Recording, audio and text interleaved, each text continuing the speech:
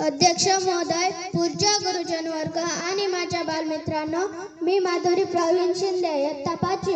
माझ्या शाळेचे नाव जिल्हा परिषद केंद्र शाळा डांगशिरवाडी, तालुका साक्री, जिल्हा धुळे. प्रजासत्ताक दिनानिमित्ताने आपण एकत्र आलो आहोत. 26 जानेवारी 1949 रोजी या दिवशी जनतेचे राज्य आले.